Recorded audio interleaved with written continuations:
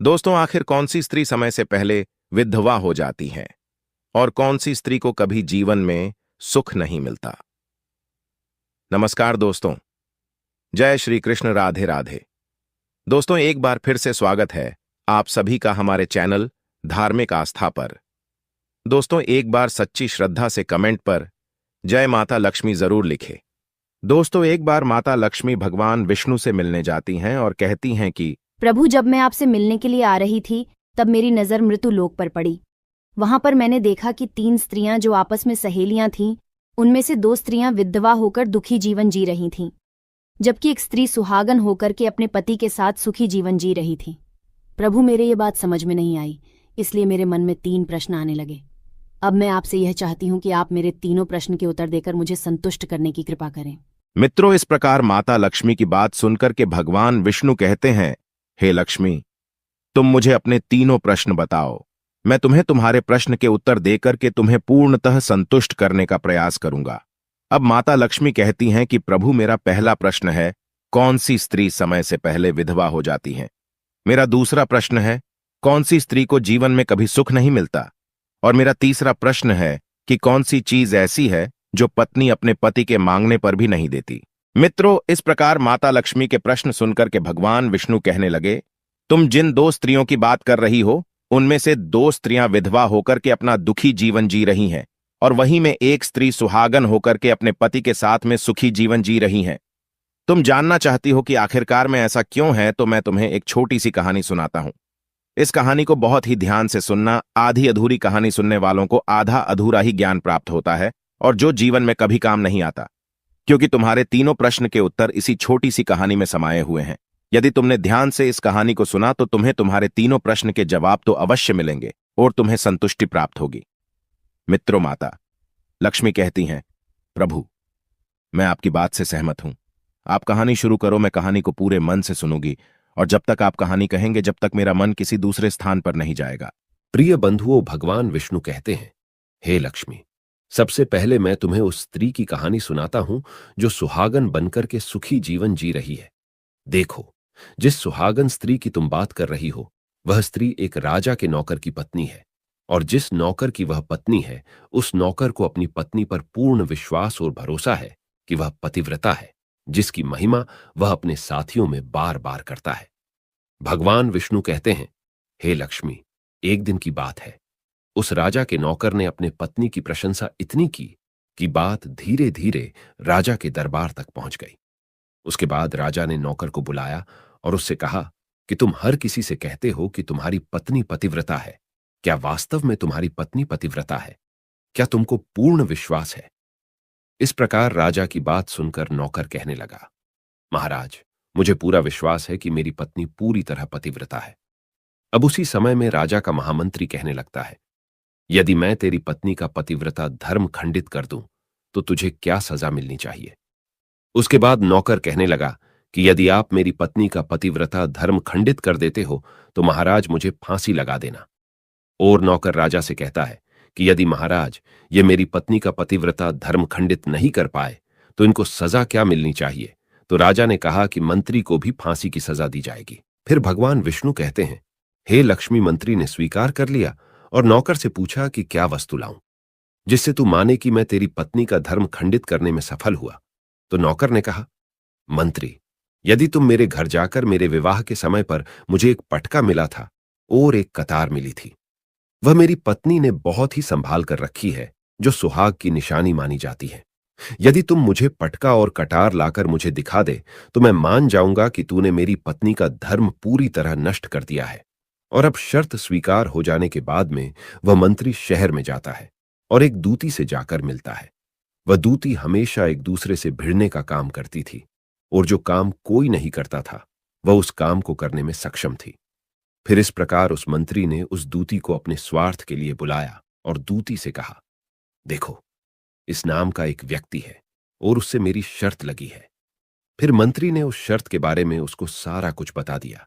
फिर वह उस दूती से कहने लगा, तू कैसे भी करके उस स्त्री से मेरा संपर्क करवा दे, तुझे जितना धन चाहिए उतना धन तुझे दूंगा।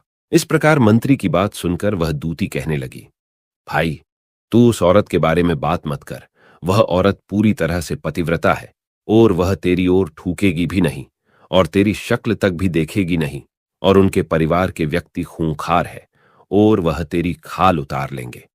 तो मंत्री कहने लगा कि ठीक है, यदि तू मेरा उससे संपर्क नहीं करवा सकती है तो एक काम कर दे, उसके घर जाकर पटका और कटार चुरा कर ला दे, और उसकी पत्नी के गुप्तांग के पास में कोई चिन्ह हो तो वह चिन्ह भी मुझे देखकर बता दे, फिर मैं तुझे मुंह मांगा इनाम दूंगा। यह बात दूती के समझ में आ गई और उसने कहा, ठीक है, मैं तुम्हारा काम अवश्य करूंगी। नौकर शहर में रहता था। दूती नौकर के घर जाती है और उसकी पत्नी से जाकर कहती है, हे बेटी, मैं तेरे पति की बुआ हूं, मैं कई वर्षों के बाद आई हूं। फिर उस स्त्री ने कहा, आओ बुआ जी, मैंने पहले कभी आपको देखा नहीं, इसलिए पहचान नहीं पाई। और इस प्रकार उस दूती को उस नौकर की पत्नी ने बड़ा सम्मान दिया, पर उसे क्या मालूम था कि यह उसके साथ छल करने आई है। अब भगवान विष्णु कहते हैं, हे लक्ष्मी। इस प्रकार वह दूती उस पतिव्रता स्त्री के साथ में 2 दिनों तक रुकी। जिस समय वह स्त्री स्नान करने लगी तो दूती उठकर के उस पतिव्रता स्त्री की कमर मलने लगी। उस पतिव्रता स्त्री ने बहुत मना किया, फिर भी वह दूती नहीं मानी और कहती है कि तुम मुझे बेटी से भी प्यारी लगती हो तो मना मत करो। काफी दिनों बाद मेरी ओर तुम्हारी मुलाकात पहली बार हुई है। अब ऐसा कहकर वह दूती उसके मुंह पर हाथ फिराने लगी। फिर आंखों को धोने के बहाने से उस दूती ने उस पतिव्रता स्त्री की आंखों में पानी मार दिया और उस स्त्री की आंखें बंद हो गई। इस प्रकार गुप्तांग अंग के पास में जांघ पर उस स्त्री के एक तिल था जो दूती ने देख लिया। बस उसका काम बन गया। जब स्नान करने के बाद में वह पतिव्रता स्त्री रसोई में खाना बनाने गई तो दूती को मौका मिल गया और उसने पटका और कटार उस नौकर के घर से चुरा ली और वहां से एकदम से भाग गई। और जाकर के दूती ने पटका और कटार मंत्री को दे दिए और उस पतिव्रता स्त्री के जांघ पर तिल का निशान भी बता दिया। फिर वह मंत्री पटका और कटार लेकर सीधा राजा के दरबार में पहुंचा और राजा से जाकर कहा, महाराज, मैंने नौकर की पत्नी के साथ में 2 दिन बताए और यह पटका और कटार उसी के हाथ से लेकर आया हूं। फिर तो राजा ने दरबार लगाया और नौकर को बुलाया और महामंत्री से पटका और कटार सभा में नौकर को दिखाने के लिए कहा। फिर राजा की आज्ञा पाकर के मंत्री ने उस नौकर को पटका और कटार दिखाई और उसकी पत्नी की जांघ पर तिल भी बताया। तो नौकर ने मान लिया कि वास्तव में आज मेरी पत्नी ने अपना पतिव्रता धर्म पूरी तरह से भंग करवा लिया। भगवान विष्णु कहते हैं कि लक्ष्मी, फिर तो राजा ने फांसी का दिन 15 दिन के बाद में रख दिया और कहा कि नौकर को 15 दिन बाद फांसी पर चढ़ाया जाएगा। और इस प्रकार उस नौकर से उसकी अंतिम इच्छा पूछी तो नौकर ने कहा कि मैं अपनी पत्नी से अंतिम बार मिलना चाहता हूं। इस प्रकार राजा ने उस नौकर को आज्ञा दी कि ठीक है, तुम अपनी पत्नी से मिल सकते हो। फिर नौकर अपने घर गया और अपनी पत्नी से कहा कि तूने मेरे साथ में बहुत बड़ा विश्वासघात किया। मैंने तुम्हारे विश्वास पर मंत्री से ऐसी शर्त लगाई थी कि राजा के दरबार में राजा के सामने मैंने कहा था कि मेरी पत्नी का पतिव्रता धर्म कोई नष्ट कर दे तो मुझे फांसी लगा देना। अब मुझे 15 दिन के बाद में फांसी लगा दी जाएगी। मेरे साथ में विश्वासघात करके तूने ठीक नहीं किया। उस पतिव्रता स्त्री ने अपने पति को सारी बात बताई, मगर उसे विश्वास नहीं हुआ और वह राजा के दरबार में पहुंच गया।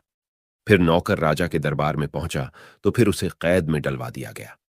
उधर नौकर की पतिव्रता पत्नी ने परमात्मा को याद किया और अपना भेष बदल करके राजा के दरबार में गई और राजा से नाच दिखाने की आज्ञा मांगने लगी, क्योंकि वह स्त्री बहुत ही सुंदर थी और उधर राजा शौकीन होते हैं। इसीलिए राजा ने आज्ञा दे दी कि सभी मंत्री शंत्री आदि उपस्थित होकर के इस सुंदरी का नाच करवाने की पूरी व्यवस्था करें। भगवान विष्णु कहते हैं, लक्ष्मी, फिर तो सभी मंत्री महामंत्री राजा आदि दरबार में उपस्थित हुए और फिर उस नौकर की पत्नी ने जब नाचना शुरू किया तो राजा को उस स्त्री का नाच बहुत ही सुंदर लगा। और फिर राजा ने कहा, तुम मुझसे क्या मांगना चाहती हो? तुम जो भी मांगोगी मैं तुम्हें वही दूंगा। फिर उस नौकर की पतिव्रता स्त्री ने कहा, महाराज, आपकी सभा में मेरा चोर है जिसने मेरे रुपये लिए थे मगर आज तक वापस नहीं दिए, उसे फांसी की सजा दे दीजिए। अब राजा ने कहा, ठीक है, बताओ मेरे दरबार में तुम्हारा चोर कौन है, उसका नाम क्या है, मैं उसे फांसी की सजा अवश्य दूंगा। फिर उस नौकर की पतिव्रता स्त्री ने कहा, महाराज, आपका मंत्री मेरा चोर है, आप इनको फांसी की सजा अवश्य दे। अब जैसे ही उधर मंत्री ने सुना कि यह सुंदरी मुझे अपना चोर बता रही है तो मंत्री कहने लगा कि महाराज, मैं कसम खाकर कहता हूं कि मैंने कभी इसका कुछ नहीं चुराया है। मैंने आज तक इसे कभी देखा ही नहीं है, तो मैं चोरी कैसे कर सकता हूं। अब भगवान विष्णु कहते हैं कि लक्ष्मी जैसे ही मंत्री ने कहा कि मैंने इस सुंदरी को आज तक देखा ही नहीं है, तो वह नौकर की पत्नी कहने लगी कि महाराज, यह मंत्री मुझे जानता नहीं है, तो आप इससे यह पूछो कि यह पटका और कटार कहां से लाया था। मैं उस नौकर की पत्नी हूं जो आपके यहां नौकरी करता है, और आप मेरे निर्दोष पति को फांसी चढ़ाने वाले हैं। अब मैं आपको पूरी दास्ता सुनाती हूं। यह जो आपका मंत्री है, इसने मेरे पास में अपनी एक दूती को भेजकर कि मेरी जांघ के तिल का पता लगाया, और उसने यह पटका और कटार चुराकर इसको लाकर के दी।